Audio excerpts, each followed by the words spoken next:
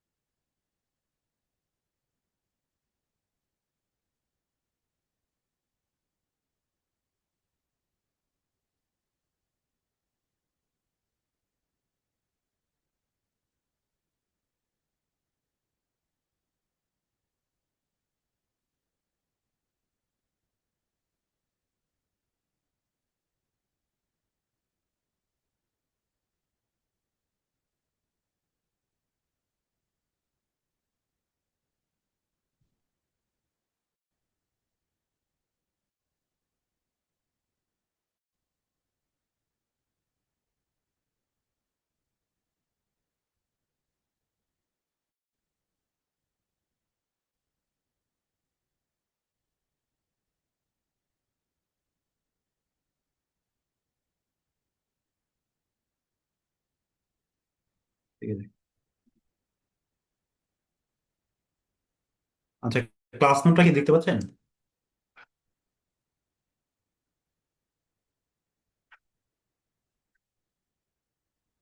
না, নোট দেখা যাচ্ছে আচ্ছা, না, কিন্তু আপনার স্ক্রিন দেখা যাচ্ছে। জি, ওই মার্জিনাল কস্টিং এর অ্যাবজর্পশন কস্টিং না? হ্যাঁ, এখন দেখা যাচ্ছে। জি, আচ্ছা, আমরা এই টপিকটা নিয়ে আলোচনা করবেন, এইটা আমি একটু ডিফারেন্ট ওয়েতে করতে চেষ্টা করি।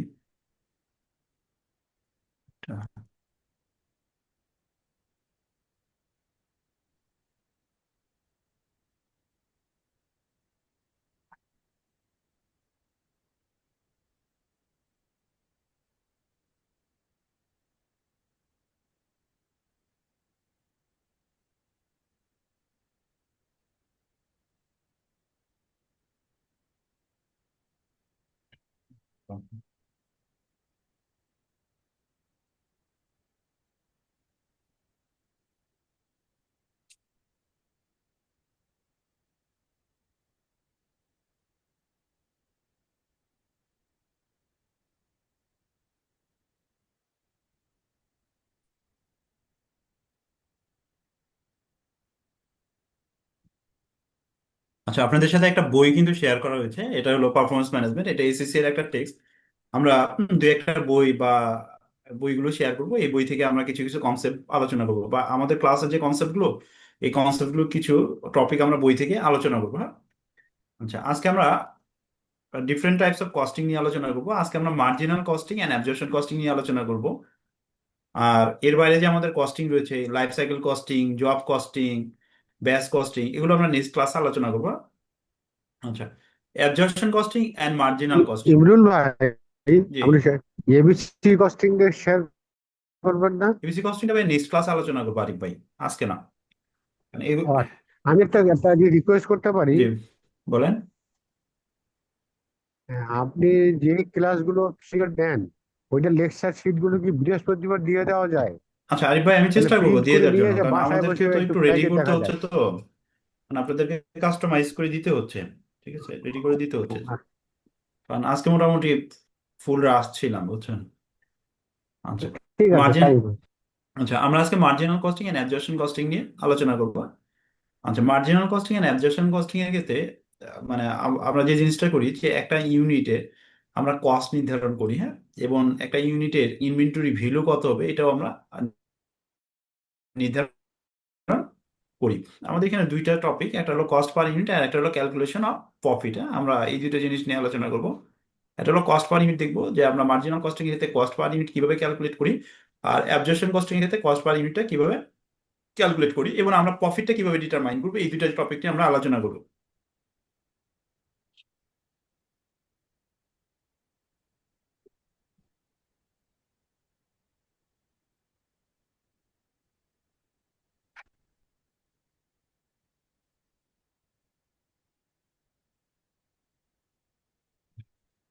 দেখেন, মার্জিনাল কস্টিং এর ক্ষেত্রে cost per unit, calculation of cost per unit বা ইনভেন্টরি কস্ট পার ইউনিটটা আমরা কিভাবে নির্ধারণ করবো। হ্যাঁ, দেখেন, ভেরিয়েবল বা direct material cost per unit, variable labour বা direct labour cost per unit, variable overhead বা direct overhead cost per unit, এই কস্টগুলো যদি আমরা অ্যাড করি তাহলে আমরা কি পাবো, কস্ট পার ইউনিট পাবো। আর অ্যাবজর্পশন কস্টিং এর ক্ষেত্রে বলা হচ্ছে যে ভেরিয়েবল বা direct variable material cost, variable labour cost, variable overhead কস্টের সাথে ফিক্সড ওভারহেড কস্ট পার ইউনিটটা আমাকে অ্যাড করতে হবে, তাহলে আমি কি পাবো, কস্ট পার ইউনিট পাবো।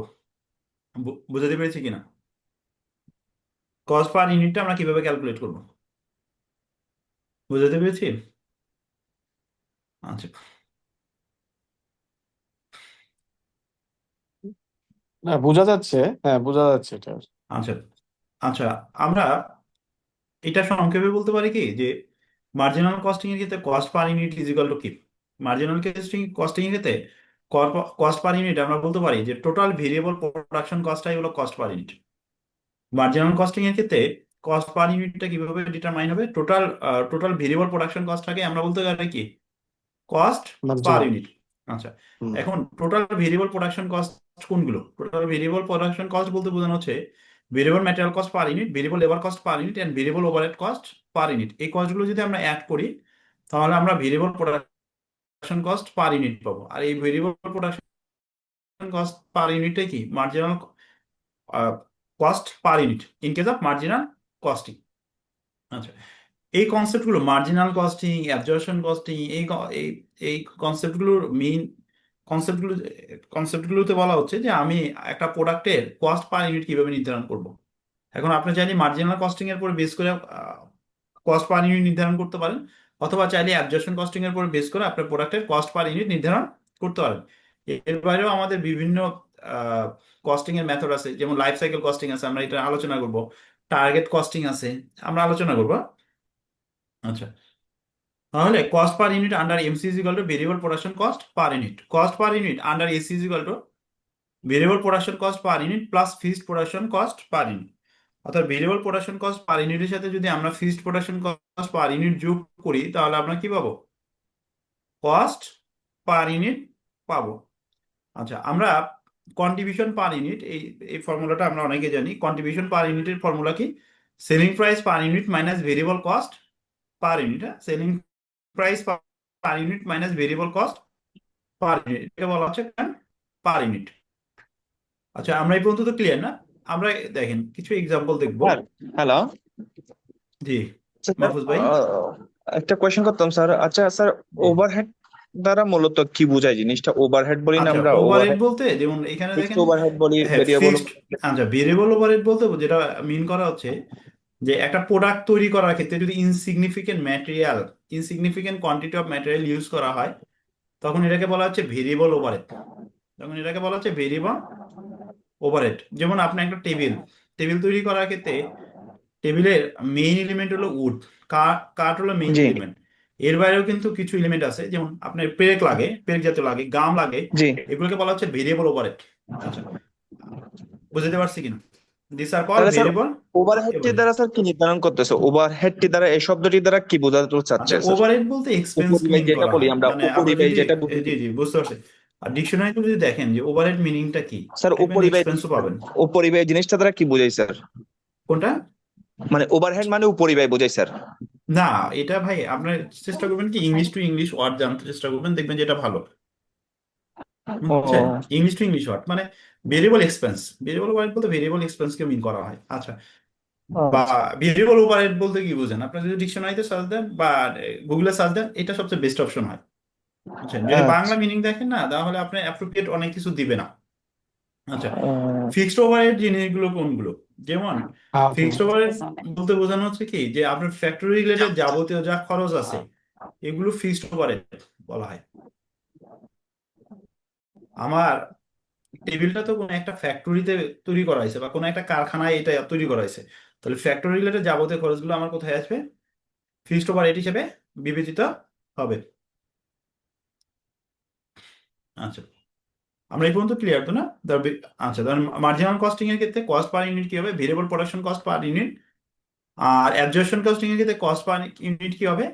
Variable production cost per unit plus fixed production cost per unit. Slide এখানে আছে, দেখতে পাবেন।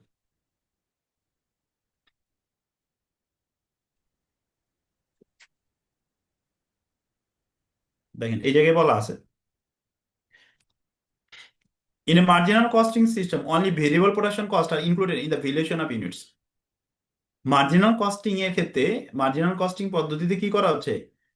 শুধুমাত্র ভেরিয়েবল প্রোডাকশন কস্ট গুলো ভ্যালুয়েশন অফ ইউনিটের মধ্যে কি করা হচ্ছে? অন্তর্ভুক্ত করা হচ্ছে। আর ভেরিয়েবল প্রোডাকশন কস্ট কোনগুলো? Variable material, variable labour and variable overhead. না, variable material, variable labour and variable overhead. দেখেন all fixed cost are treated as period cost. আমরা পিরিয়ড কস্ট কিন্তু পড়ে আসছি। পিরিয়ড কস্ট কোনটা? ওই প্রফিটের এগেইনস্টে যে কস্টটা চার্জ করা হয়, দ্যাট ইজ কল কি? Period cost. and are charged in full against the sales revenue for the period. Sales revenue against contribution towards fixed cost and profit is calculated as sales revenue less variable cost of sales. Contribution towards fixed cost. Contribution এর definition কি? যে আমার sales revenue থেকে যদি আমি variable cost of sales বাদ দিই, তাহলে আমরা কি পাবো? কন্ট্রিবিউশন পাবো। Marginal costing profit for the period, contribution less fixed cost. Marginal costing এর ক্ষেত্রে আমরা প্রফিটটা কিভাবে ডিটারমাইন করব? মার্জিনাল কস্টিং এর ক্ষেত্রে এই জায়গায় বলে দিচ্ছে, একটা শর্টকাট টেকনিক বলে দিচ্ছে যে আপনি কন্ট্রিবিউশন থেকে যদি ফিক্সড কস্ট বাদ দেন, তাহলে আপনি কি পাবেন? মার্জিনাল কস্টিং এর প্রফিট পেয়ে যাবেন। আপনার কন্ট্রিবিউশন থেকে যদি ফিক্সড কস্ট বাদ দেন, আপনি মার্জিনাল কস্টিং এর প্রফিট পেয়ে যাবেন। আচ্ছা, এটা দেখেন আমাদের একটা ছোট একটা ওয়ার্ক এক্সাম্পল আছে। The contribution per unit of the electrical good is, যেমন কন্ট্রিবিউশন পার ইউনিট কত হবে? কন্ট্রিবিউশনের ফর্মুলা কি? কন্ট্রিবিউশনের ফর্মুলা হলো selling price per unit minus variable cost per unit. অর্থাৎ সেলিং প্রাইস থেকে যদি আমি ভেরিয়েবল কস্ট গুলো বাদ দিই, আমি কন্ট্রিবিউশন পার ইউনিট পেয়ে যাব। আপনারা শর্টকাট, যেমন এইগুলো ছোট ছোট ম্যাথ এক্সাম্পল আছে, তো এই ম্যাথ গুলো শর্টকাট হইতে করতে চেষ্টা করবেন, মানে এটা ক্যালকুলেটর দ্বারা করতে চেষ্টা করবেন। দেখেন আমি এখানে কিছুটা করতে চেষ্টা করেছি। A particular electrical good is sold 1009.99. 1009.99 Answer: the variable material cost is 320 and the variable labor cost is 192. Variable production overhead cost is 132. Fixed overhead per annum are 1 lakh and budgeted production level is 1000 units. আমাকে বলছে কি contribution পার unit বের করতে। তাহলে selling price থেকে যদি আমি variable cost গুলো বাদ দিই আমি কি পাবো? কন্ট্রিবিউশন পার ইউনিট পাবো। বুঝতে পারছি কিনা? আচ্ছা, এটাও আর একটা এক্সাম্পল। এখানে বিভিন্ন ইউনিট দেয়া আছে, বিভিন্ন ইউনিট দেয়া আছে। আচ্ছা, আপনাদের মানে আপনারা হয়তো বা আহ, আচ্ছা, এই যে আমরা ছোট ম্যাথ হোক বা বড় ম্যাথ হোক বা কোন একটা ছোট প্রবলেম হোক বা বড় একটা প্রবলেম হোক, এটা সলভ করার ক্ষেত্রে ফার্স্টে বলা হয় রিকোয়ারমেন্টটা ফার্স্ট পড়তে হবে। সলভ করার ক্ষেত্রে আমাকে ফার্স্ট কি পড়তে হবে? রিকোয়ারমেন্টটা ফার্স্ট পড়তে হবে। এটা হয়তো বা আপনারা অনেকে জানেন, আবার অনেকে নাও জানতে পারেন। ঠিক আছে, এটা ছোট্ট একটা ওয়ার্ক এক্সাম্পল, কিন্তু আমাকে ফার্স্ট কোনটা পড়তে হবে? রিকোয়ারমেন্ট ফার্স্ট পড়তে হবে, এরপরে ফুল ম্যাথটা আমাকে পড়তে হবে। আচ্ছা, calculate the contribution and profit for September using marginal costing principle if sales are as follows. যদি সেলসটা এরকম হয় যে 10,000 প্লাস যদি বিক্রি করেন, তাহলে আপনার কন্ট্রিবিউশন কত হবে, প্রফিট কত হবে? 15,000 বিক্রি করলে কন্ট্রিবিউশন কত হবে, প্রফিট কত হবে? অ্যান্ড 20,000 বিক্রি করলে কন্ট্রিবিউশন কত হবে, প্রফিট কত হবে? দেখেন, Water Limited makes a product the Splash which has a variable production cost 6 টাকা পার ইউনিট। যার ভেরিয়েবল প্রোডাকশন কস্ট কত? 6 টাকা per unit. Sales price of 10 টাকা পার ইউনিট। আমার সেলস প্রাইস দেওয়া আছে কত? 10 টাকা পার ইউনিট। সেলস প্রাইস দেওয়া আছে 10 টাকা পার ইউনিট। তাহলে আমার কন্ট্রিবিউশন পার ইউনিট কত? 4 টাকা না? 4 টাকা। 4 টাকা। আমি 10,000 বিক্রি করলে আমার কন্ট্রিবিউশন কত হবে? 40,000। আমি 15,000 বিক্রি করলে আমার কন্ট্রিবিউশন কত হবে? 60,000। আর আমি যদি 20,000 বিক্রি করি আমার কন্ট্রিবিউশন কত হবে? 80,000। আচ্ছা, আমরা এই কন্ট্রিবিউশন থেকে দেখেন নিচে বলা আছে the fixed cost for the month were 45,000। আমার fixed cost for the month were কত? 45,000। আর আমি যদি 10,000 টাকা বিক্রি করি, তাহলে সেক্ষেত্রে আমার নেট প্রফিট বা নেট লস কত হবে? -5,000 না? বুঝতে পারলাম কিনা? কন্ট্রিবিউশন তো আমি বুঝতে পারছি যে 10,000 ইন্টু 4। আমার নেট প্রফিট কত হবে? -5,000। আর এই জায়গায় আমার নেট প্রফিট কত হবে? যদি ফিক্সড কস্ট যদি 45,000 হয়, আমার নেট প্রফিট হবে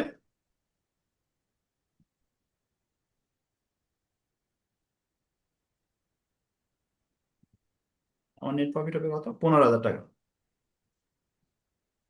আচ্ছা, আর লাস্ট রানের ক্ষেত্রে যদি আমি 20,000 ইউনিট বিক্রি করি, তাহলে আমার নেট প্রফিট দাঁড়াবে কত? 60,000 টাকা। ক্লিয়ার কিনা দেখেন, বুঝতে পারছি কিনা?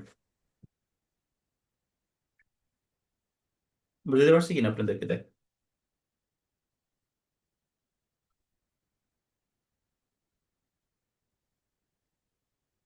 প্রফেশনাল এক্সামগুলোর ক্ষেত্রে কিন্তু আমাদেরকে টেকনিক শেখানো হয়। হ্যাঁ, জি জি। প্রফেশনাল এক্সামগুলোর ক্ষেত্রে দেখবেন, খেয়াল রাখবেন যে আমাদের বিভিন্ন ধরনের টেকনিক শেখানো হয়। যেমন দেখেন, এই এক্সাম্পলটা অনেক লেন্দি ওয়েতে করা, কিন্তু আমরা দেখেন খুব শর্টকাট ওয়েতে কিন্তু করে ফেলছি। ঠিক না? ইউনুস যে ভাই, আমি থার্ড ওয়ান কি 60,000 টাকা হবে কি করতে? এটা 35,000 হবে। 35,000 হবে। 35,000 হবে, রাইট। জি জি, আচ্ছা, এটা আমি মুছে দিচ্ছি। হ্যাঁ, 35,000 হবে। জি, এটা 35,000। আচ্ছা, প্রফেশনাল এক্সামগুলোতে আমাদেরকে বিভিন্ন ধরনের শর্টকাট টেকনিক শেখানো হয়। হ্যাঁ, ঠিক আছে। তো এই জায়গায় আমরা শর্টকাট টেকনিকগুলো শিখবো। বুঝতে পারছি তো না?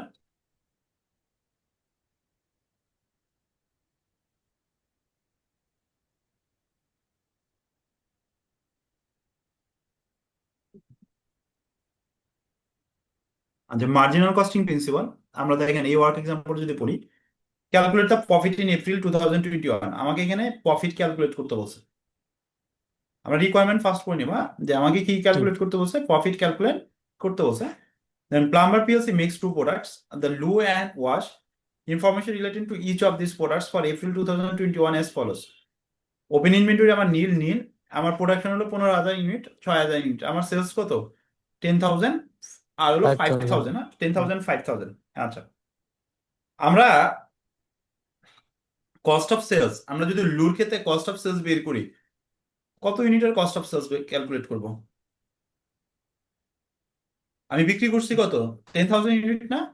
10,000 আমি বিক্রি করছি 10,000, তার মানে আমি যখন কস্ট অফ সেলস বের করব, 10,000 ইউনিট বিক্রি করতে আমার কি পরিমাণ কস্ট ইনকার হয়েছে, that is call cost of sales. Right right বুঝতে পারছি কিনা? 10,000 ইউনিট বিক্রি করতে আমার কি পরিমাণ কস্ট অফ সেলস ইনকার হয়েছে, that is cost of sales. আচ্ছা, সেলস প্রাইস পার ইউনিট 20। দেখেন এখানে বলা আছে variable material, variable labour, variable production overhead, variable sales overhead. আমার টোটাল ভিসি আছে কত লুর ক্ষেত্রে? 16 টাকা না? আমরা এখানে দেখেন 6 এটা ক্যালকুলেশন করছি। আর কস্টের ক্ষেত্রে দেখেন আমি সেলস করছি 30 টাকা, আমার ভিসি আছে 14, 2, 1 and 3, টোটাল ভিসি আছে কত, ভেরিয়েবল কস্ট আছে 20 20 টাকা। আচ্ছা, আমরা কন্ট্রিবিউশনের একটা ফর্মুলা জানি। মার্জিনাল কস্টিং এর ক্ষেত্রে এটার অনেকগুলো নাম আছে, মার্জিনাল কস্টিং বলে, ডাইরেক্ট কস্টিং বলে, ভেরিয়েবল কস্টিং বলে। এমসির কিন্তু বেশ কয়েকটা নাম আছে, marginal costing, direct costing, variable costing. হ্যাঁ, এমসির বেশ কয়েকটা নাম আছে। আচ্ছা, মার্জিনাল কস্টিং এর ক্ষেত্রে প্রফিট ক্যালকুলেশনের নিয়ম হলো কন্ট্রিবিউশন মাইনাস ফিক্সড কস্ট। অর্থাৎ কন্ট্রিবিউশন থেকে যদি আমি ফিক্সড কস্টটা বাদ দিই, তাহলে আমি কি পাবো, প্রফিট পাবো। প্রফিট প্রফিট আচ্ছা, রাইট আপনি একটা জিনিস খেয়াল করেন, লুর ক্ষেত্রে কন্ট্রিবিউশন পার ইউনিট কত, 20 থেকে যদি আমি 16 বাদ দিই কত হয়, 4 4, 20 মাইনাস 16, 4 টাকা। আমি লু বিক্রি করছি কতগুলো, 10,000 ষোলো 10,000। কিভাবে পেলেন এটা বুঝি নাই, 16টা কিভাবে আসলো? এই যে 16 আপত্তি আছে, ভেরিয়েবল ম্যাটেরিয়াল 8 টাকা, ভেরিয়েবল লেবার 4 টাকা, ভেরিয়েবল প্রোডাকশন ওভারহেড হলো 2 টাকা, ভেরিয়েবল সেলস ওভারহেড হলো 2 টাকা। আমরা যোগ করেন, টোটাল ভিসি যোগ করেন, টোটাল ভেরিয়েবল কস্ট যোগ করেন, পেয়ে যাবেন 8 আর 4 কত, 12, 12 আর 2 14, 2 আর 2 কত, 16। ঠিক আছে, থ্যাংক ইউ ভাইয়া, বুঝেছি। আচ্ছা, প্লাস দেখেন ওয়াশের ক্ষেত্রে কন্ট্রিবিউশন পার ইউনিট কত, 13 মাইনাস 30 20, minus 20 10 ইন্টু কত, into আমি ওয়াশ 5,000 সেল করছি কতগুলো, 5,000, 5,000 5,000। আর আমার ফিক্সড কস্ট কত, দেখেন আমার নিচে কিন্তু ফিক্সড কস্ট বলা আছে। আমি প্রফিট ক্যালকুলেট করতেছি না, মার্জিনাল কস্টিং এর প্রফিট ক্যালকুলেশনের নিয়ম হলো কন্ট্রিবিউশন থেকে আমরা ফিক্সড কস্ট গুলো বাদ দিব, কন্ট্রিবিউশন থেকে ফিক্সড কস্ট বাদ দিব। দেখেন ফিক্সড কস্ট আমার দাঁড়াচ্ছে কত, 80,000 80,000 দেখেন আমার প্রফিট দাঁড়ায় কত, Take profit টাকা কত? 40,000 40 10,000। 50 90 10,000 জি 10,000 হলো আমার প্রফিট। হ্যাঁ, জি জি বুঝতে পারছি কিনা? হুম এই চ্যাপ্টারটা আমাদের আইসিবি ম্যানুয়াল থেকে দিছি। এই চ্যাপ্টারের লাস্টের দিকে দেখবেন বেশ কিছু আপনার মাল্টিপল চয়েস কোশ্চেন আছে। হ্যাঁ, আর মনির ভাই যেহেতু বললো যে মাল্টিপল চয়েস কোশ্চেন আসবে আপনাদের পরীক্ষায়, এগুলো আপনারা একটু প্র্যাকটিস করতে পারেন। হ্যাঁ, আর আপনাদের কিন্তু আমি একটা বইও শেয়ার করেছি, কারণ আমরা যেহেতু কস্টিং নিয়ে আলোচনা করব, যেমন এসিসি এর পারফরমেন্স ম্যানেজমেন্ট বইটা ভালো, ঠিক আছে, এই বইটা আমরা শেয়ার করেছি। ওই বই থেকে আমরা কিছু চ্যাপ্টার আলোচনা করবো। হ্যাঁ,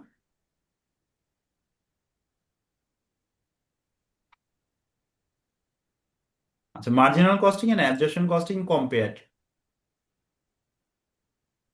আচ্ছা, দেখেন in a marginal costing system inventories are valued at marginal R variable production cost.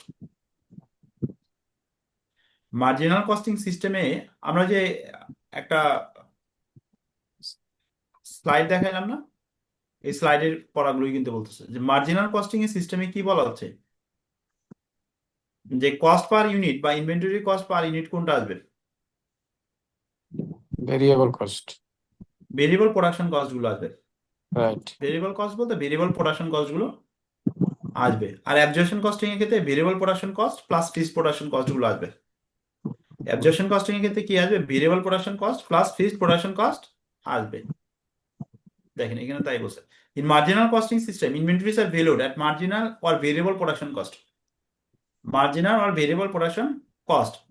All fixed overhead is charged against sales for the period in which it is incurred. All fixed overhead কি করাবে, fixed overhead.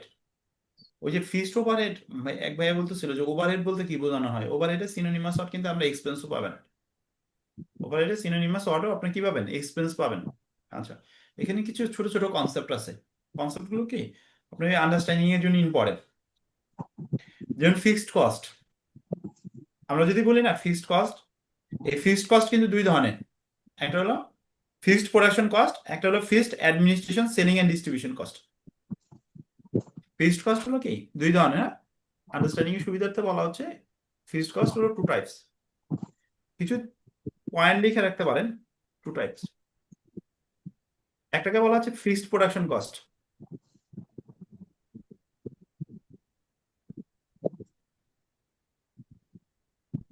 আরেকটাকে বলা হচ্ছে কি fixed administrative selling and distribution cost. Selling and distribution cost, বুঝতে পারছি কিনা? একটা হলো ফিক্সড প্রোডাকশন কস্ট, একটা fixed administrative selling and distribution cost. আমরা যদি ফিনান্সিয়াল স্টেটমেন্ট গুলো যদি দেখেন না, দেখবেন এটা ভাগ করা আছে। প্রোডাকশন কস্টটা কি করা হয়? কস্ট অফ সেলস বা কস্ট অফ গুডস সোল্ডে নিয়ে যাওয়া হয়। আর অ্যাডমিনিস্ট্রেটিভটা আমরা ওই যে অ্যাডমিনিস্ট্রেটিভ এক্সপেন্স হিসেবে শো করি। হ্যাঁ, আচ্ছা, এই কনসেপ্টটা ক্লিয়ার? ফিক্সড ওভারহেড ভেরিয়েবল কস্টও কিন্তু দুই ধরনের, একটা ভেরিয়েবল প্রোডাকশন কস্ট, একটা variable selling and distribution cost. হ্যাঁ, ভেরিয়েবল কস্টও দুই ধরনের, একটা হলো ভেরিয়েবল প্রোডাকশন কস্ট, একটা variable selling and distribution cost. এগুলো ছোট ছোট কনসেপ্ট, কিন্তু এই ছোট ছোট কনসেপ্ট গুলো আবার ইম্পর্টেন্ট, কারণ absorption costing plus marginal costing বোঝার জন্য ইম্পর্টেন্ট। আচ্ছা, reported profit figures using marginal and absorption costing will differ if there is any change in the level of the inventories during the period. If আচ্ছা, এগুলো আপনারা দেখে নিন, এগুলো আলোচনা পড়লেই বুঝবেন, ইম্পর্টেন্ট আলোচনা নাই তেমনটা। আচ্ছা, এখানে একটা সামারি দেওয়া আছে মার্জিনাল কস্টিং এর ক্ষেত্রে। আমি পাশাপাশি কম্প্যারিজন লিখে রাখছি যে মার্জিনাল কস্টিং এর সাথে অ্যাবজর্পশন কস্টিং এর কম্প্যারিজন কি। আচ্ছা, মার্জিনাল কস্টিং এর ক্ষেত্রে দেখেন closing inventories are valued at marginal R variable production cost. Closing inventory values বা কস্ট পার ইউনিট কত হবে? বলা হচ্ছে মার্জিনাল অথবা ভেরিয়েবল প্রোডাকশন কস্টটাই হবে কি মার্জিনাল কস্টিং এর ক্ষেত্রে কস্ট পার ইউনিট, কিন্তু অ্যাবজর্পশন কস্টিং এর ক্ষেত্রে কস্ট পার ইউনিট কত হবে? বলা হচ্ছে, এটা যদি আমরা একটু ছোট করি, যে variable production cost plus fixed production cost যোগ করার পরে যে ভ্যালুটা আসবে এটাই কস্ট পার ইউনিট হবে। কোন ক্ষেত্রে? In case of absorption costing. বুঝতে পারছি কিনা? স্যার একটা উদাহরণ দেন স্যার। এটা আমরা যে এক্সাম্পলে পাবো ভাইয়া মাহফুজ ভাই, এটা এক্সাম্পলে পাবো। প্লাস এই দেখেন আমরা যখন এই এই ছকটা করছি, এই ছকটার মধ্যে অনেক কিছু চলে আসে। কস্ট পার ইউনিট দেখেন, কস্ট পার ইউনিট, আমরা কস্ট পার ইউনিট কি পেলাম খেয়াল করে দেখেন তো। মার্জিনাল কস্টিং এর ক্ষেত্রে কি variable material, variable labour and variable overhead, এগুলোকে কি এক কথায় কি বলতে পারি? ভেরিয়েবল প্রোডাকশন কস্ট না? জি। আমি যদি আমার কোম্পানিতে inventory cost per unit calculate করতে চাই, যদি আমি মার্জিনাল কস্টিং এর উপর বেস করে ক্যালকুলেট করতে চাই, তাহলে আপনার কোন কস্টগুলোকে কনসিডার করবেন কস্ট পার ইউনিটের মধ্যে? ভেরিয়েবল শুধুমাত্র কস্ট। ভেরিয়েবল প্রোডাকশন কস্টগুলোকে কনসিডার করবেন, জি। ঠিক না? আর যদি অ্যাবজর্পশন কস্টিং এর উপরে বেস করে যদি আপনি আপনার কোম্পানির ইউনিটের কস্ট নির্ধারণ করতে যান, তাহলে তাহলে কোন ফিক্সড কস্টগুলো? হ্যাঁ, তাহলে ভেরিয়েবল এবং ফিক্সড দুইটাই আসবে হ্যাঁ, প্রোডাকশন। দুইটাই আসবে, ভেরিয়েবল এন্ড ফিক্সড দুইটাই আসবে, ঠিক আছে? আমরা ফিক্সড ওভারহেড কস্টটা আমরা আলোচনা করব পরে, হ্যাঁ, যে ফিক্সড ওভারহেড কস্ট আপনি কিভাবে নির্ধারণ করবেন বা কিভাবে ডিটারমাইন করবেন, এখানে আলোচনা করা আছে, আমরা দেখব।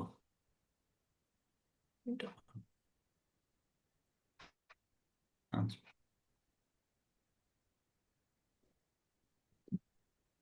দেখেন no fixed cost are included in inventory valuation. বলা হচ্ছে মার্জিনাল কস্টিং এর ক্ষেত্রে কিন্তু কোনো ফিক্সড কস্ট কি করা হবে না, ইনভেন্টরি ভ্যালুয়েশনের মধ্যে ইনক্লুড করা হবে না। আর অ্যাবজর্পশন কস্টিং এর ক্ষেত্রে কি করা হয়? একটা ফিক্সড প্রোডাকশন কস্ট আর ইনক্লুড করা হয় না। ফিক্সড প্রোডাকশন কস্টটা তো ইনভেন্টরি কস্টের মধ্যে কি করা হয়? অন্তর্ভুক্ত জি। করা হয়, এটা বলা হচ্ছে। আচ্ছা, এটা একটা ওয়ার্ক এক্সাম্পল। এই ওয়ার্ক এক্সাম্পলটা মানে এটা একটা স্ট্যান্ডার্ড মানে ওয়ার্ক এক্সাম্পল, মানে এটা কম্পারিজনটা বোঝানোর জন্য খুবই ইম্পর্টেন্ট।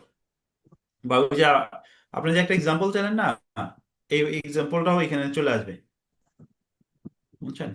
মানে আমার অ্যাবজর্পশন কস্টিং এন্ড মার্জিনাল কস্টিংটা এই পুরোটা বোঝানোর জন্য এই একটা এক্সাম্পলই যথেষ্ট। অ্যাবজর্পশন কস্টিং এর কনসেপ্ট আর মার্জিনাল কস্টিং এর কনসেপ্ট ক্লিয়ারের জন্য। আচ্ছা, আমরা দেখেন আমাদের এখানে 6টা রিকোয়ারমেন্ট আছে না, 6টা রিকোয়ারমেন্ট আছে। আচ্ছা, এই ধরনের ওয়ার্ক এক্সাম্পল গুলোকে বলা হয় সিনারিও বেসড কোশ্চেন, বুঝছেন? এই ধরনের ওয়ার্ক এক্সাম্পল গুলোকে বলা হয় কি সিনারিও বেসড কোশ্চেন। না, আচ্ছা দেখেন, calculate the fixed production cost absorbed by cloud if absorption costing is use. Calculate the fixed production cost absorbed by cloud if absorption costing is used. আচ্ছা, fixed production cost কি পরিমাণ used, absorb মানে কি ব্যবহার করা, হ্যাঁ, অ্যাবজর্বের বাংলা যেটা বলা হয় এটা ইউজড বা ব্যবহার করা, হ্যাঁ, যে ফিক্সড প্রোডাকশন কস্ট কি পরিমাণ ইউজ হয়েছে ক্লাউডের দ্বারা if absorption costing is use. আচ্ছা, calculate inventory value per unit using both absorption costing and marginal costing. ওই যে আপনি যেটা জানতে চাইলেন যে ইনভেন্টরি ভ্যালু পার ইউনিট কত হবে। আচ্ছা, আমাদের মেন্টররা যেটা সাজেস্ট করে, যেহেতু আমরা একটা এক্সাম্পল নিয়ে আলোচনা করতেছি, এক্সাম্পলে আমাদের রিকোয়ারমেন্ট আছে কয়টা, 6টা রিকোয়ারমেন্ট আছে না। আমি কিছু টিপস বা টেকনিক্স বলে যাচ্ছি, হ্যাঁ, যেগুলো হয়তো বা মানে আপনি যদি আবার যদি অন্য কোনো স্টাডি করতে চান বা ফার্দার যদি কোনো স্টাডি করতে চান, তখন এই ট্রিক্স বা টেকনিক্স গুলো আপনার কাজে দিবে। তো এটা আমাদের টিচার বা মেন্টররা সাজেস্ট করে যে একটা কোশ্চেনে যদি একাধিক রিকোয়ারমেন্ট থাকে, তাহলে আপনি ফার্স্ট 2টা রিকোয়ারমেন্ট পড়তে পারেন এবং রিকোয়ারমেন্ট পড়ে বুঝতে হবে যে রিকোয়ারমেন্ট কি চাইছে। আচ্ছা, প্রথম রিকোয়ারমেন্টে কি চাইছে, ফিক্সড প্রোডাকশন কস্ট অ্যাবজর্ব, কি পরিমাণ ফিক্সড প্রোডাকশন কস্ট ইউজ হয়েছে। আর সেকেন্ড রিকোয়ারমেন্ট কি, আপনি ইনভেন্টরি ভ্যালু পার ইউনিট জানতে চাইছেন না, ইনভেন্টরি ভ্যালু পার ইউনিট জানতে চাইছে বোথ মেথডে, absorption costing and marginal costing, এই বোথ মেথডে ইনভেন্টরি ভ্যালু পার ইউনিট জানতে চাইছে। আচ্ছা, আমরা যদি একটু পড়ে যাই, TFL PLC manufactures a single product, the cloud. The following figures relate to the cloud for a 1 year period. Sales and production unit 800, sales হলো 16,000। তখন পার ইউনিট আপনি কত করে বিক্রি করতেছেন? আমি যদি বলি যে পার ইউনিট কত করে বিক্রি করতেছেন বা কত করে বিক্রি করবেন, 16,000 কে যদি আমি 800 দ্বারা 2000 ডিভাইডেড করি, হ্যাঁ 2200 কত, হ্যাঁ 20 না, হ্যাঁ 20 আসবে। এগুলোকে বলা হয় অ্যানালাইসিস করা। এই যে আমি বললাম না যে সেলিং প্রাইস পার ইউনিট কত হবে, আপনি বললেন কি 20, এটাকে কিন্তু বলা হচ্ছে অ্যানালাইসিস, যে আমি এই জিনিসটা অ্যানালাইসিস করে বের করলাম। আচ্ছা, production variable fixed, variable production cost per unit কত, পার ইউনিট 8 টাকা না, 8 টাকা 8 টাকা করে। Sales and distribution cost variable and fixed, variable আছে 3200, ফিক্সড হলো 2400 টাকা। আচ্ছা, 4 ভেরিয়েবল টাকা সেলস অ্যান্ড ডিস্ট্রিবিউশন কস্ট কত, 4 টাকা করে। 4 টাকা আমরা ফিক্সডটা আলোচনা করলাম না, কারণ ফিক্সডটা কিন্তু ডিফারেন্ট প্যাটার্ন। হুম, ফিক্সড হলো কি, যেমন সেলস অ্যান্ড ডিস্ট্রিবিউশন কস্ট, আপনি এটা নাম্বার অফ ইউনিট যাই বিক্রি করেন না কেন ইনকাম হবে, হতে পারে এরকম হতে পারে, ঠিক না? ফিক্সড কস্ট তো হুম, আমরা কি পড়ে আসছি, ফিক্সড কস্ট ইজ ফিক্সড, এরকম পড়ে আসছি না, এরকম জি পড়ে আসছি। জি এই জন্য আমরা জাস্ট ভেরিয়েবল কস্টটাকে বললাম যে ভেরিয়েবল কস্ট পার ইউনিট কত। আচ্ছা, আমাকে যদি কন্ট্রিবিউশন বের করতে বলে, আমি কন্ট্রিবিউশন বের করতে পারবো না, আমি হ্যাঁ সেলস থেকে কি বাদ দিব, পারবো ভেরিয়েবল কস্ট বাদ দিব ভেরিয়েবল কস্ট বাদ দিব, আমি কিন্তু কন্ট্রিবিউশন পার ইউনিট পেয়ে যাব। আমি বুঝতে পারছি কিনা? 8 4 12 ওটা হলো 20 4 টাকা হুম, আমরা কন্ট্রিবিউশন পার ইউনিট পেয়ে যাব। হুম আচ্ছা, the normal level of activity for the year is 800 units. Normal level of activity for the year is 800 units. আচ্ছা, নর্মাল লেভেল অফ অ্যাক্টিভিটি এটা আপনার ক্যাপাসিটিকে মিন করা হচ্ছে, যে আপনার নর্মাল লেভেল অফ অ্যাক্টিভিটি আপনার ক্যাপাসিটি হলো 800 ইউনিটস আপনি উৎপাদন করতে পারবেন। Fixed cost are incurred evenly throughout the year, এটা একটা অ্যাজাম্পশন যে সারা বছর ফিক্সড কস্ট কি হবে, সেম থাকবে, ঠিক আছে? সারা বছর ফিক্সড কস্ট কি হবে, একেবারে ইনকাম হবে, অর্থাৎ এটা বলতে বোঝানো হচ্ছে কি, যেমন দেখেন, আপনি খেয়াল করে দেখেন, sales and distribution cost fixed কত, 2400 না? তাহলে মান্থলি ফিক্সড কস্ট ইনকার হবে কত করে? 2400 কে 12 দ্বারা 12 দিয়ে ডিভাইডেড ভাগ করতে হবে, করলে, 200 করে ইনকার হবে। হুম থ্রু আউট দ্য ইয়ার বলতে সারা বছর একই হারে সংগঠিত হবে। হুম তার মানে সারা বছর যদি একই হারে সংগঠিত হয়, আমি যদি এটাকে ব্রেকডাউন করি, মান্থে যদি সেগ্রিগেট করি, তাহলে প্রতি মাসে 200 করে ইনকার হবে, এটা বলা হচ্ছে। হুম And the actual fixed cost are the same as budgeted. Actual fixed cost কি same as budgeted. আচ্ছা, AP determine overhead absorption rate is used for the year. আচ্ছা, ওভারহেড অ্যাবজর্পশন রেটটা না আমাদেরকে বের করে নিতে হয়। আপনি যখন কস্ট পার ইউনিট ক্যালকুলেশন করবেন না, ওভারহেড অ্যাবজর্পশন রেটটা আমাকে বের করে নিতে হবে, বুঝছেন? কস্ট পার ইউনিট যখন আমরা ক্যালকুলেশন করব, ওই যে কস্ট পার ইউনিটের ক্ষেত্রে কি আছে, অ্যাবজর্পশন কস্টিং এর ক্ষেত্রে কি আছে, variable production cost plus fixed production cost. এই ফিক্সড প্রোডাকশন কস্টটা বের করার আগে আমাকে ওভারহেড অ্যাবজর্পশন কস্টটা বের করতে হবে, এটা আমাকে বের করে নিতে হবে। এটা একটা ফর্মুলা আছে।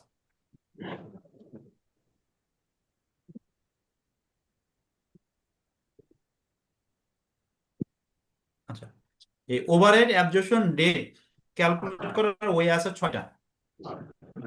আমি এটা নেক্সট ক্লাস আপনাদেরকে দিয়ে দিব। ওভারহেড অ্যাবজর্পশন রেট ক্যালকুলেট করার ওয়ে আছে 6টা। এই এক্সাম্পলে যে ওয়েটা বলা হচ্ছে, এটা হলো ইউনিটের উপরে বেস করে এটা ডিটারমাইন করা হচ্ছে ওভারহেড অ্যাবজর্পশন রেটটা। আবার বলি, ওভারহেড অ্যাবজর্পশন রেটটা ডিটারমাইন করার ওয়ে আছে 6টা। হ্যাঁ, এটা আমি আপনাদেরকে নেক্সট ক্লাসে বলে দেবো কি কি ওয়ে আছে। এই এক্সাম্পলটাতে বলা হচ্ছে ইউনিটের উপরে বেস করে ওভারহেড অ্যাবজর্পশন রেটটা ডিটারমাইন করা হচ্ছে এই এক্সাম্পলটাতে। আচ্ছা, আমাদের ওভারহেড অ্যাবজর্পশন রেটের একটা ফর্মুলা আছে, বাজেটেড ফিক্সড ওভারহেড কস্ট। আমরা যে ডাটাগুলো বলতেছি এগুলো কিন্তু budgeted data, budgeted fixed overhead cost divided budgeted level of output.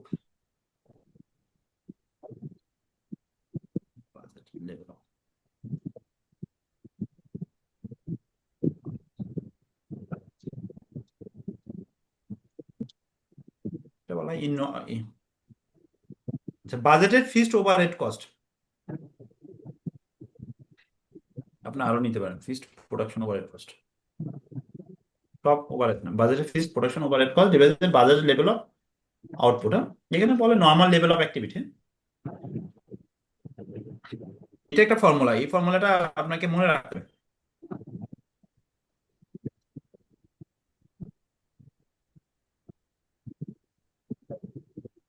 আচ্ছা, এই নর্মাল লেভেল অফ অ্যাক্টিভিটিটা এটা আপনার উপর ডিপেন্ড করবে। যেমন বাজেটেড ফিক্সড ওভারহেড কস্ট কত আমাদের, ফিক্সড প্রোডাকশন ওভারহেড কস্ট কত, 1600 না? 1600। আচ্ছা 1600। আচ্ছা, বাজেটেড সেলিং লেভেল অফ হলো আউটপুট বা নর্মাল লেভেল অফ অ্যাক্টিভিটি। আচ্ছা, এটা যেটা নিচে যেটা দেয়া আছে যে বাজেটেড লেভেল অফ আউটপুট, আমরা কোনটা ইউজ করব? আচ্ছা, এই জায়গায় বলা আছে আপনি চাইলে ইউনিটের উপরে বেস করে বের করতে পারেন, চাইলে র মেটেরিয়ালের উপরে বেস করে আপনি এটা ক্যালকুলেট করতে পারেন, চাইলে লেবার আওয়ারের উপরে বেস করে আপনি ক্যালকুলেট করতে পারেন, চাইলে ডাইরেক্ট কস্টের উপরে বেস করে আপনি ক্যালকুলেট করতে পারেন। এটা 6টা ওয়ে বলা আছে, যে কোনো 6টা ওয়ের মধ্যে যে কোনো একটা মাধ্যমে আপনাকে কি করতে হবে, ওভারহেড অ্যাবজর্পশন রেটটা ক্যালকুলেট করতে হবে। সবগুলো কি একই অ্যান্সার আসবে স্যার? যদি না, সবগুলো এটা অ্যান্সারটা ভ্যারি করবে ভাইয়া, তা বুঝছেন? এটা তো অ্যান্সারটা ভ্যারি অবশ্যই করবে। এই চারটার মধ্যে সব বেস্ট কোনটা স্যার? আচ্ছা, বেস্ট না ওইভাবে কোনোটা বলে নাই যে এটা বেস্ট, বুঝছেন? বইগুলোতে কিন্তু কোনো জায়গায় বলা নাই, ঠিক আছে?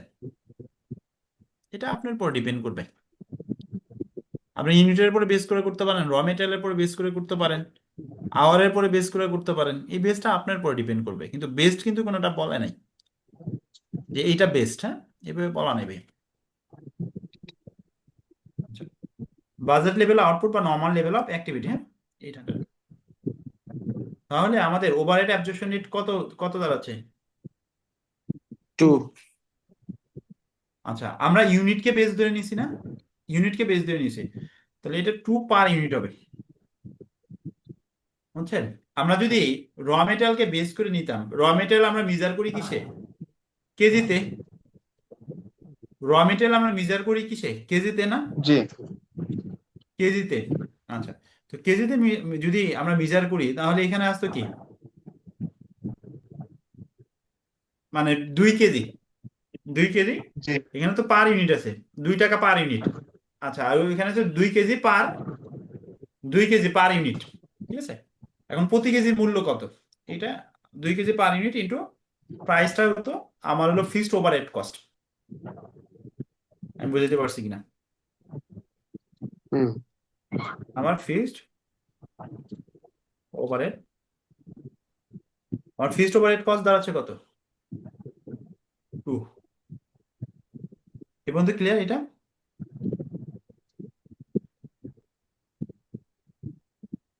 ক্লিয়ার এটা? Fixed fixed overhead, production coverage হ্যাঁ, fixed production overhead cost, sorry এখানে প্রোডাকশন একটা ইউজ করা উচিত।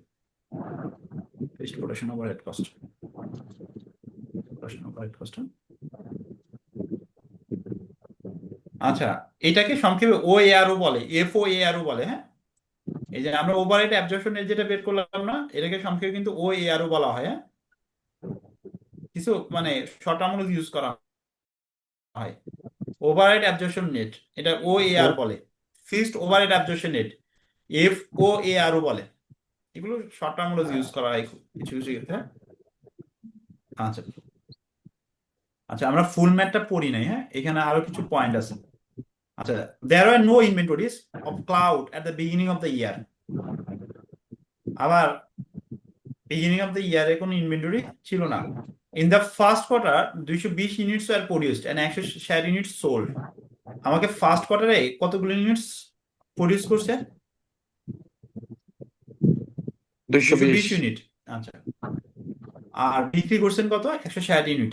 এই ডাটাটা আমাদের লাগবে, কারণ আমাকে যে ক্যালকুলেশন করতে বলছে কোয়ার্টারের উপরে বেস করে ক্যালকুলেশন করতে বলছে, যে ফার্স্ট কোয়ার্টারে তোমার নেট প্রফিট কত হবে, এইভাবে ক্যালকুলেট করতে বলছে। আচ্ছা, আমার রিকোয়ারমেন্ট ফার্স্ট কি ছিল? Calculate the fixed production cost absorb. Fixed production cost কি পরিমাণ ইউজ হয়েছে, হ্যাঁ। আমি নাম্বার অফ ইউনিট উৎপাদন করছি কতগুলো? 220 220। সেক্ষেত্রে ফিক্সড প্রোডাকশন কস্ট অ্যাবজর্ব কত হবে? 220 into 2 fixed production cost absorb 220 into 2 কত? 440, হ্যাঁ। 440 হ্যাঁ। আচ্ছা, রিকোয়ারমেন্ট এ ডান। আমি বুঝতে পারছি রিকোয়ারমেন্টে ফিক্সড প্রোডাকশন কস্ট অ্যাবজর্ব, এটা ইউজ। অ্যাবজর্বের আরেকটা মিনিং সিনোনিমাস ওয়ার্ড বলা ইউজড, ব্যবহার করা। অ্যাবজর্বের সিনোনিমাস ওয়ার্ড বলতে বোঝানো হচ্ছে কি? ইউজড, ব্যবহার করা।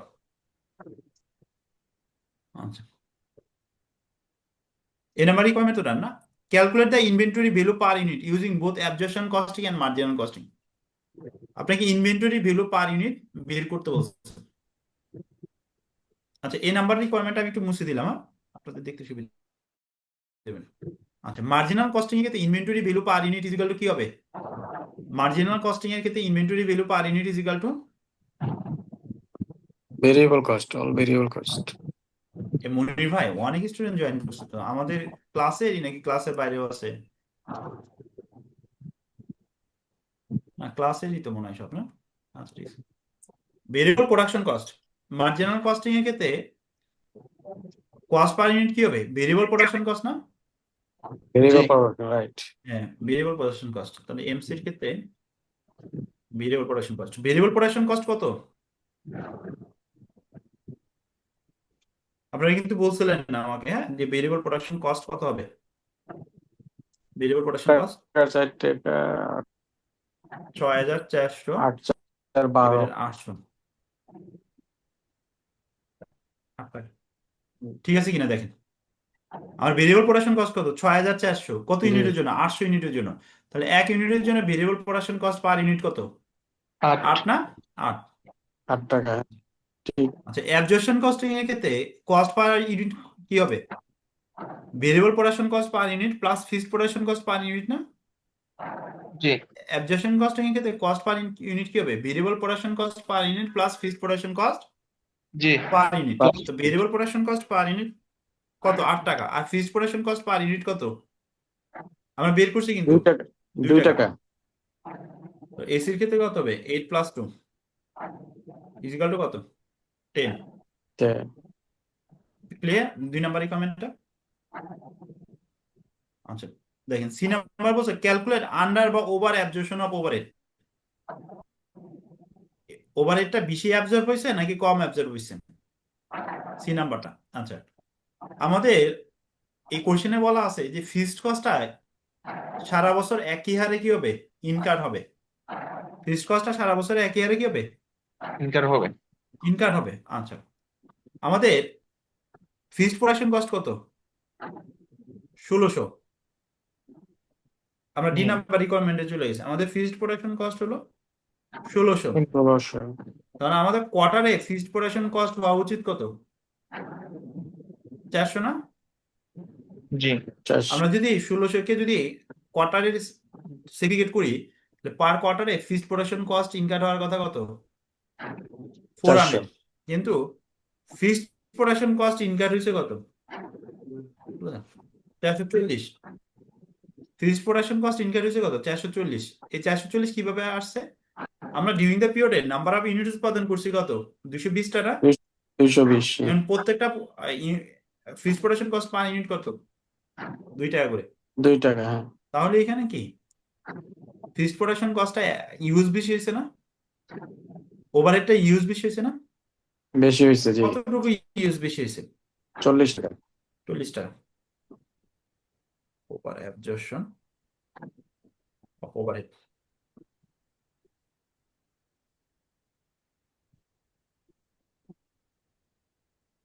আচ্ছা আচ্ছা এই অ্যাবজর্পশনের আর একটা নাম আছে কিন্তু অ্যাবজর্ব মানে কি চার্জ করা ইউজ করা চার্জ করা। তাহলে ওভারহেডটা কি বেশি চার্জ করা হয়েছে না কত টাকা বেশি চার্জ করা হয়েছে 40 টাকা 40 টাকা।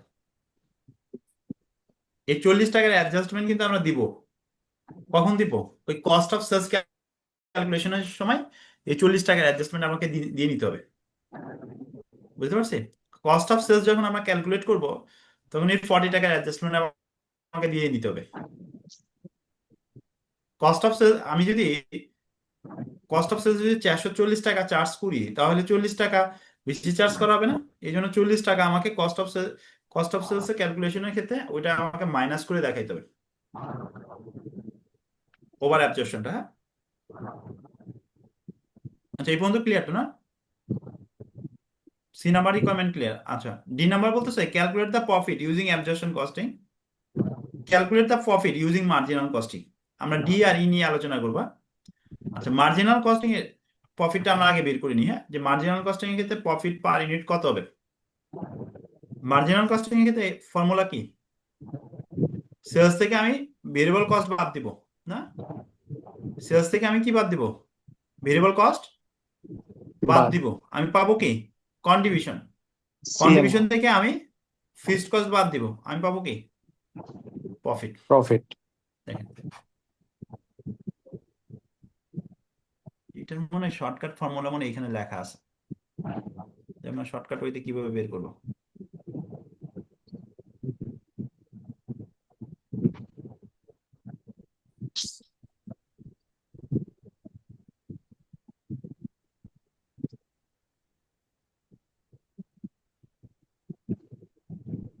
দেখেন এখানে লেখা আছে ক্যালকুলেশন বা প্রফিট বা loss under marginal costing profit under MC আমি কন্ট্রিবিউশন কি sales minus variable production cost minus variable selling and distribution cost. আমি কন্ট্রিবিউশন থেকে ফিক্সড কস্ট বাদ দিব আমি কি পাবো প্রফিট পাবো। বুঝতে পারছি কিনা মাহফুজ ভাই ক্লিয়ার তো না। জি স্যার আর কন্ট্রিবিউশন কিভাবে বের করবো সেলস থেকে আমি ভেরিয়েবল প্রোডাকশন কস্ট এবং variable selling and distribution cost বাদ দিলে আমি কি পাবো কন্ট্রিবিউশন পাবো। আমরা এই প্রবলেমটা সলভ করে ফেলি।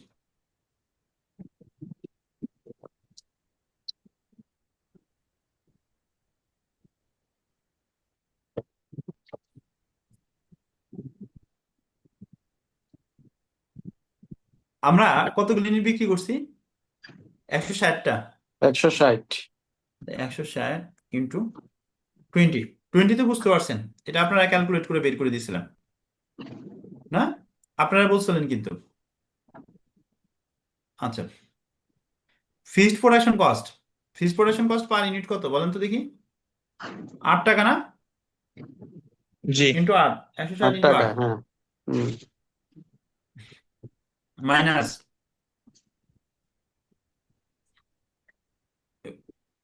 Variable selling and distribution cost 2 টাকা না? 3 না টাকা 4 টাকা করে। ভেরিয়েবল 3200 না, হ্যাঁ 3200, 4 টাকা, জি জি। 4 টাকা করে। আচ্ছা 3200। মাইনাস, আচ্ছা আমরা সেলস থেকে ভিসিটা বাদ দিলাম, এখন আমরা বাদ দেবো কি ফিক্সড কস্ট না? Fixed cost. 1600 ডিভাইডেড 4, দেখেন 1600 ডিভাইডেড 4 বোঝা গেছে কিনা? 1600 টাকা যদি 1 বছরও হয় তাহলে কোয়ার্টারে কত? জি মাইনাস 2400 ডিভাইডেড 4, দেখেন ক্লিয়ার কিনা? হুম, ক্লিয়ার ক্লিয়ার। আচ্ছা, প্রফিট আমরা এমসি টা পেলাম না, যে মার্জিনাল কস্টিং এ আমরা প্রফিটটা কিভাবে ডিটারমাইন করব। এটা এটা শর্টকাট ওয়ে। আবার আপনি চাইলে আমাদের এই ফরম্যাটও দেওয়া আছে, আপনি চাইলে এই ফরম্যাট অনুযায়ী করতে পারবেন। ঠিক আছে? আচ্ছা, আমরা এখন অ্যাবজর্পশন কস্টিং এ গেতে প্রফিট আমরা অ্যাবজর্পশন কস্টিংটা বের করব।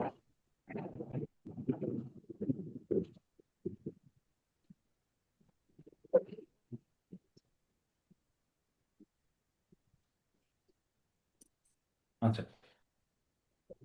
এখানে যেটা বলা আছে সেলস থেকে আমরা প্রোডাকশন কস্টটা বাদ দিব। সেলস থেকে আমরা বাদ দেবো কি প্রোডাকশন কস্ট। আমার সেলস কত? 160 60 ইন্টু ইন্টু 20। 20, 20। হুম। আমার প্রোডাকশন কস্ট কত? 160 ইন্টু 60 ইন্টু প্রোডাকশন 8। কস্ট কিন্তু আমরা বের করছিলাম। এখানে প্রোডাকশন কস্ট বলতে কোনটা আসবে? Variable production cost plus fixed production cost আসবে। আর ভেরিয়েবল প্রোডাকশন কস্ট কত? 8 টাকা। আর ফিক্সড প্রোডাকশন কস্ট কত? 2 টাকা। তাহলে আমার টোটাল প্রোডাকশন কস্ট কত? 2 টাকা। 10 টাকা। বুঝতে পারছি কিনা? হ্যাঁ হ্যাঁ হ্যাঁ। আমার টোটাল প্রোডাকশন কস্ট হলো 10 টাকা। যে অ্যাবজর্পশন কস্টিং এর ক্ষেত্রে কস্ট পার ইউনিট বের করছেন না? Cost per unit variable production cost plus fixed production cost বের করছেন না অ্যাবজর্পশন কস্টিং এর ক্ষেত্রে কস্ট পার ইউনিট। আচ্ছা, আমরা বলছিলাম যদি ওভার অ্যাবজর্পশন থাকে তাহলে এটা কস্ট অফ সেলস থেকে মাইনাস হয়। আর যদি আন্ডার থাকে তাহলে এটা কস্ট অফ সেলস এর সাথে আপনাকে অ্যাড করতে হবে। বুঝতে পারছি কিনা? ওভার অ্যাবজর্পশন যদি থাকে তাহলে এটা আপনাকে কি করতে হবে? কস্ট অফ সেলস থেকে মাইনাস করতে হবে। আর যদি আন্ডার হয় কস্ট অফ সেলস এর সাথে কি করতে হবে? এটা অ্যাড করতে হবে। তাহলে আমাদের এখানে যেহেতু ওভার অ্যাবজর্পশন, তাহলে আমরা এটা কি করব? এটা আমরা ফার্স্ট ব্র্যাকেটের মধ্যে এটা রাখলাম, মাইনাস করব পরে। ক্লিয়ার কিনা দেখেন? আচ্ছা, আমার কি আছে? Variable selling and distribution cost আছে না? আমি কতগুলো ইউনিট বিক্রি করছি? 160টা। হুম। প্রত্যেকটা ইউনিটের প্রাইস কত? Variable selling and distribution cost 4 টাকা করে। 4 টাকা না? ওই 3200 ইন্টু 4 800 টাকা, 4 টাকা। মাইনাস আমাদের ফিক্সড কস্ট কত ছিল? 2400 ডিভাইডেড 4। কোয়ার্টারলি আমি চার্জ করব। আচ্ছা, দুইটার রেজাল্ট একটু বলতে হবে যে রেজাল্ট কি আসছে, কারণ এফ নাম্বারটা ইম্পর্টেন্ট। হ্যাঁ, এফ নাম্বারের জন্য দুইটা রেজাল্ট লাগবে।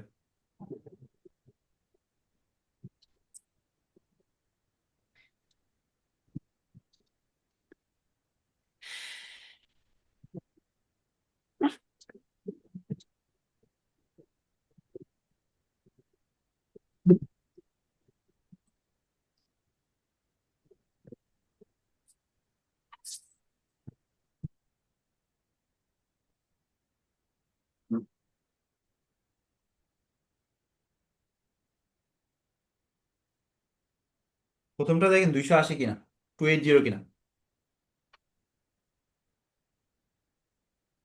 280।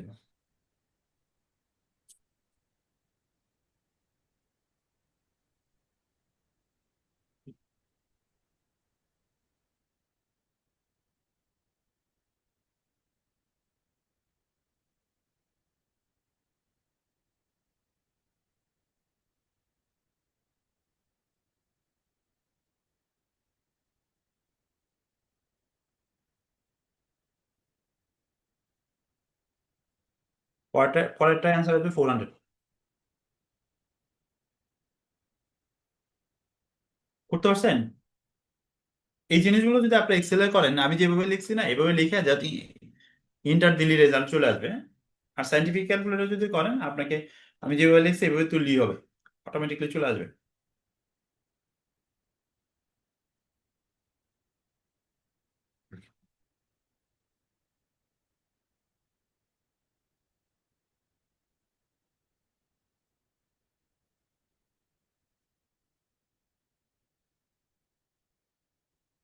জি, করতে পারছেন না?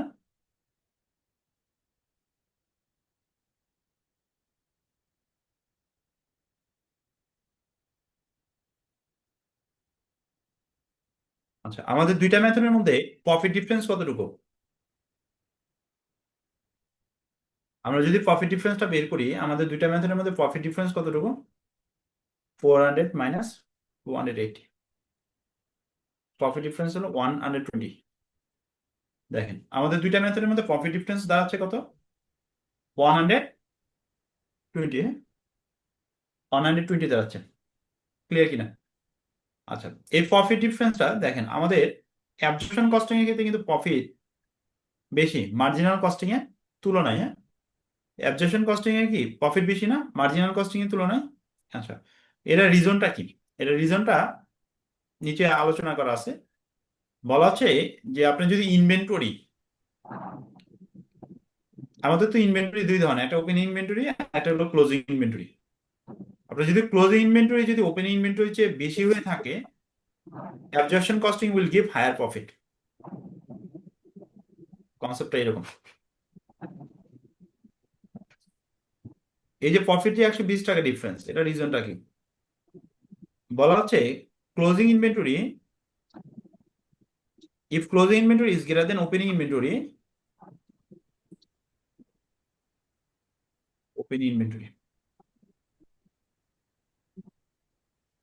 বা আপনি বলতে পারেন value of closing inventory is greater than value of opening inventory. মানে ক্লোজিং ইনভেন্টরি ভ্যালু যদি ওপেনিং ইনভেন্টরি চেয়ে বেশি হয়ে থাকে, then AC will give higher profit. হ্যাঁ,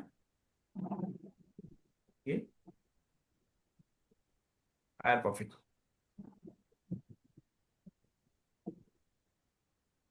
আচ্ছা, এই এক্সাম্পলটাতে বলা ছিল ডিউরিং দ্যাট পিরিয়ডে কোম্পানি 220টা ইউনিট উৎপাদন করছে কিন্তু সেল করছে 160টা। তার মানে আপনার ক্লোজিং ইনভেন্টরি হিসেবে রয়ে গেছে কত? 60।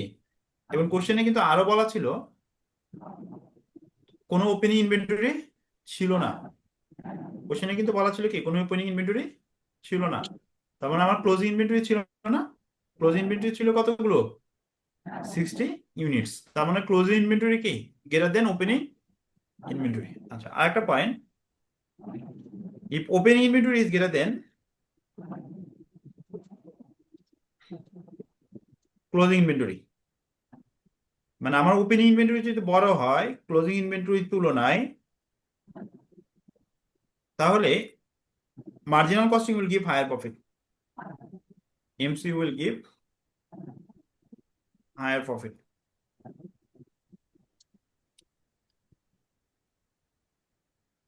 আর যদি ওপেনিং স্যার আমার অপারিং ইনভেন্টরি স্যার যদি আমার 100টা থাকে, তাহলে স্যার ক্লোজিং ইনভেন্টরি মনে করেন বিক্রি করার পর আছে স্যার 60টা। তাহলে MC will give higher profit। বুঝতে পারছি কিনা? MC will give higher profit। আচ্ছা, opening inventory is equal to closing inventory যদি হয়,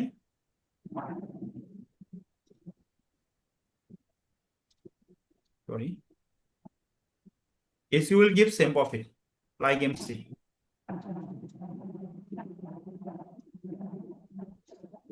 profit.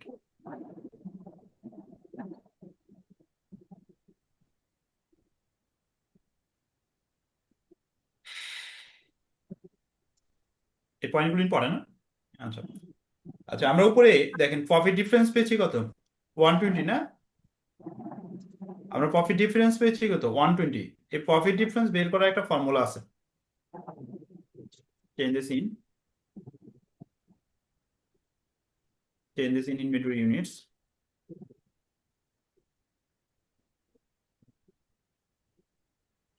Into fixed production cost per unit. আমার ইনভেন্টরি ইউনিটসে পরিবর্তন করছে 60 না, জি into fixed production cost per unit কত 2, আমার টোটাল কত 120।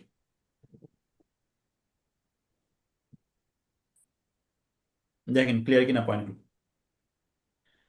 আচ্ছা, আমাদের এটা বলা হয়ে থাকে আপনি যদি একটা মেথডের প্রফিট যদি ক্যালকুলেট করতে পারেন না, একটা মেথডের যদি প্রফিট ক্যালকুলেট করতে পারেন, তাহলে আপনি আরেকটা মেথডের প্রফিট একটু ডিফারেন্ট ওয়েতে ক্যালকুলেট করতে পারেন, মানে শর্টকাট ওয়ে। যেমন আমাদের মার্জিনাল কস্টিং এর প্রফিট ছিল কত 280 না, 280 280। দেখেন আমরা যদি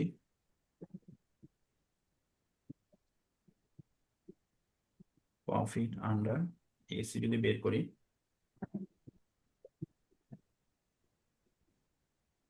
profit under MC plus profit difference. আমরা প্রফিট ডিফারেন্সটা অ্যাড করলাম কেন? কারণ আমার ক্লোজিং ইনভেন্টরি ইজ গ্রেটার দেন কি ওপেনিং ইনভেন্টরি না। প্রফিট ডিফারেন্সটা প্লাস করলাম কেন? আমার ক্লোজিং ইনভেন্টরি ইজ গ্রেটার দেন কি ওপেনিং ওপেনিং ইনভেন্টরি। ইনভেন্টরি। এই জন্য প্রফিট আন্ডার এমসির সাথে আমি প্রফিট ডিফারেন্সটা অ্যাড করলাম। দেখেন প্রফিট আন্ডার এমসি কত 280 প্লাস প্রফিট ডিফারেন্স কত 120, আমার দাঁড়াচ্ছে কত 400। দেখেন ক্লিয়ার কিনা?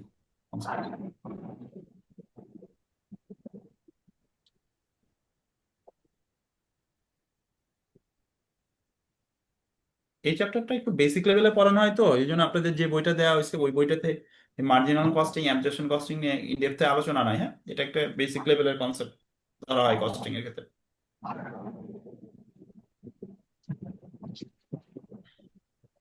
বা সামান্য আলোচনা করা আছে, কিন্তু ইন ডেপথ আলোচনা নাই।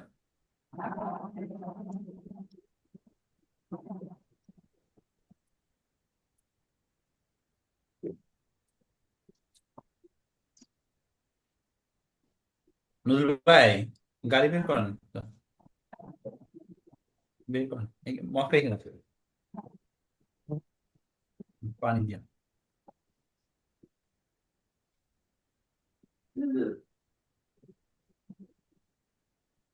এই পর্যন্ত কোনো কোয়ারি আছে কিনা দেখেন।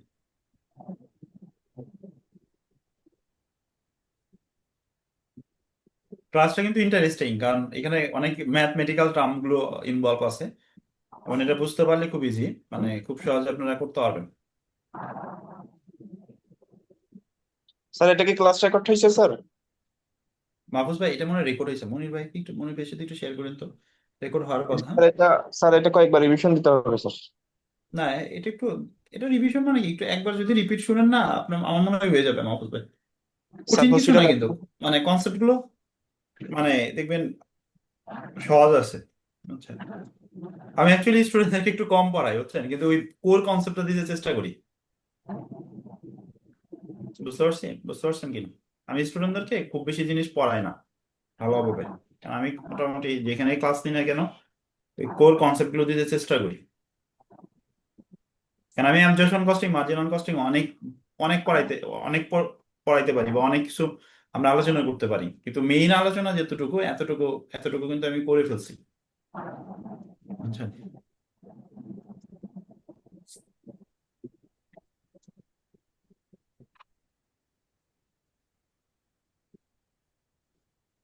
আচ্ছা আমাদের এটাই একটা ওয়ার্ক এক্সাম্পল এবং খুব স্ট্যান্ডার্ড মানে ওয়ার্ক এক্সাম্পল।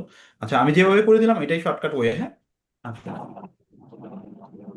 আপনাদের এখানে আরো কয়েকটা এক্সাম্পল আছে, আপনারা এগুলো একটু শর্টকাট ওয়েতে সলভ করতে চেষ্টা করবেন, ঠিক আছে? এখানে কয়েকটা ওয়ার্ক এক্সাম্পল আছে, কিছু সেলফ টেস্ট জাতীয় কোশ্চেন আছে, এগুলো আপনারা একটু চেষ্টা করবেন সলভ করার জন্য। আচ্ছা আজকে এই পর্যন্ত থাকুক, আজকে আর নিব না। হ্যাঁ ক্লাসে এই শীটটা একটু শেয়ার করে দিতে হবে তাহলে এটা দিয়ে আমাদেরকে। দিছি, এটা দিয়ে দিছি ভাইয়া, এটা আমার এখানে গ্রুপে আছে, আপনাদের গ্রুপে। গ্রুপে যেটা দেওয়া আছে এটা এই শিটটা আমার এখানে মার্ক করাই আছে, এবং আমার এখানে মোটামুটি কিছু প্রবলেম সলভ করা আছে, এই প্রবলেম গুলো এখানে সলভ করা আছে শর্টকাট হইতে। হ্যাঁ এই দিছি। আচ্ছা আজকে এই পর্যন্ত থাকুক, আর আপনাদের নেক্সট ক্লাসে আচ্ছা আমরা এমনি যদি আপনাদেরকে বলি যে প্রাইসিংটা, আমাদের কস্টিং এর আরো কিছু মেথড আছে, কিন্তু এই যে প্রাইসিং যে চ্যাপ্টারটা, যেটা দেখবেন যে আমাদের 3 নাম্বার ইয়েতে বলা আছে ক্লাস যে কন্টেন্ট গুলো দিয়েছে, এখানে ক্লাস কন্টেন্ট 1-এ ছিল ইন্ট্রোডাকশন, 2-তে ছিল ক্লাসে বিভিন্ন ধরনের কস্টিং নিয়ে আলোচনা করা, 3-তে সম্ভবত প্রাইসিং নিয়ে আলোচনা করা আছে। এগুলো নিয়ে গেলাম। তো প্রাইসিংটা আমরা F5 বই থেকে করবো। আজকে যে আপনাদের F5 বই যেটা শেয়ার করা হয়েছে ওইখানে প্রাইসিংটা ইন ডেপথে আলোচনা করা আছে। আমি বুঝাতে পারছি কিনা? জি। হুম। মানে প্রাইসিংটা ওই বইটাতেই, আমি যে বইগুলো কস্টিং এর পর যে বইগুলো আছে, মানে বিশেষ করে আমাদের প্রফেশনাল ডিগ্রির জন্য যে বইগুলো আছে, F5 বইটাতেই প্রাইসিংটা আলোচনা করা, খুব সুন্দরভাবে আলোচনা করা। অন্য বইগুলোতে এত ইন ডেপথে আলোচনা করা নাই। আমরা ওইখান থেকেই প্রাইসিংটা পড়ে নিব। আচ্ছা, কোনো কোয়ারি থাকলে বলতে পারেন, আদারওয়াইজ আমরা এন্ড করতে পারি আজকে। আপনাদের তো কোর্স কন্টেন্ট আমরা দিয়ে দিচ্ছিলাম, যেমন দেখেন অ্যাবজর্পশন আমরা এই দুইটা করেছি, আর বাকিগুলো আমরা আলোচনা করবো কোর্স কন্টেন্টে। আমরা এই দুটো আলোচনা করছি। জি। আচ্ছা, life cycle costing, target costing, এগুলো ছোট না, আর এগুলো আমাকে একটু দেখতে হবে। হ্যাঁ, job costing, contract costing, batch costing, process costing, এগুলো আমাদের একটু দেখে আপনাদেরকে একটু পড়াইতে হবে। আর এরপরে চ্যাপ্টার 3 যেটা আছে প্রাইসিং, এটা আমরা বলে দিলাম F5 বইটা ভালো। আর বাজেটিংটা আপনার যে কোনো বই থেকেই, মানে সিমার বই হোক, কেসিসি এর বই হোক, বাজেটিংটা মোরাললেস সেম আলোচনায় সব জায়গায় কম বেশি। হ্যাঁ? জি, কোনো কনফিউশন না থাকলে পরে আমরা শেষ করতে পারি। হ্যাঁ, ঠিক আছে, আসসালামু আলাইকুম। ঠিক আছে, ঠিক আছে।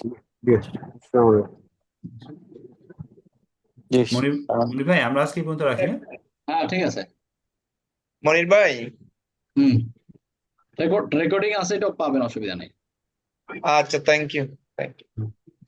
ঠিক আছে ভাইয়া, দিয়ে দিয়ে। আচ্ছা, আমাদের এখানে একজনে জয়েন করছিল আইফোন দিয়ে, তার নামটাও চেঞ্জ করে নেব। কেউ কি ডাবল ডিভাইস ইউজ করছে নাকি উনি আলাদা, বুঝলাম না। আইফোন নামটাও বুঝতেছি না। আপনাদের কেউ কি আইফোন দিয়ে জয়েন আচ্ছা, এখানে তো কেউ মনে হয় নাই না। বিশ্বজিৎ শাহ কি একটা ডিভাইস ইউজ করছেন?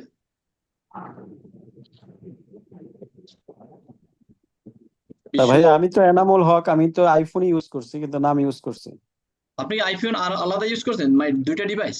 না না না, একটা ডিভাইস। ও তাইলে না, ওইটা তাইলে আপনার আইফোন না, ওই আরেকজন আইফোন দিয়ে, শুধু তার ওই নাম চেঞ্জ করে নাই, শুধু আইফোন শো করছে তো মনিটরে, ওটা হয়তো হতে পারে আর কি। ওই জন্য আর কি। ওইটাই খুঁজতেছে কে, মানে তার আমরা পার্সেন্টেজটা দিতে পারতেছি না, ক্লাস প্রেজেন্টটা আমরা তো রেকর্ডিং থাকলে বুঝতে পারবো না। চ্যাট বক্সে যদি সবার নামগুলো টেক্সট করে দেয়, এটা কিন্তু ওয়ান কাইন্ড অফ অ্যাটেন্ডেন্স। হ্যাঁ, ওটা তাহলে নেক্সট ক্লাস থেকে মাঝখানে করে জি, নিব, ক্লাসের মাঝখানে আমরা চ্যাট বক্সে নিয়ে নিব। বা হাফ অ্যান আওয়ার পরে আপনি যদি বলে দেন হ্যাঁ যে হ্যাঁ, হাফ এন আওয়ার পরে, শুরুতে একটু জয়েন করে কম। জি, জি। তো আজকে কে যেন আইফোনতে জয়েন করতে বুঝতে পারি নাই, আর বললো না। আমি চ্যাট বক্সে আলাদা ওনাকে জিজ্ঞাসা করছিলাম, সেটাও রিপ্লাই দেয় নাই। এমনি ক্লাসে মোটামুটি সবাই মোটামুটি, এই যে আমি দেখলাম যে আজকে ক্লাসটা ইন্টারেক্টিভ ছিল, আপনারা মোটামুটি সবাই অ্যাক্টিভলি পার্টিসিপেট করছেন, এটা ভালো, মানে এটা গুড সাইন ক্লাসের জন্য। তো আজকে এ পর্যন্ত থাকুক। জি জি জি, ঠিক আছে। জি, আসসালামু আলাইকুম।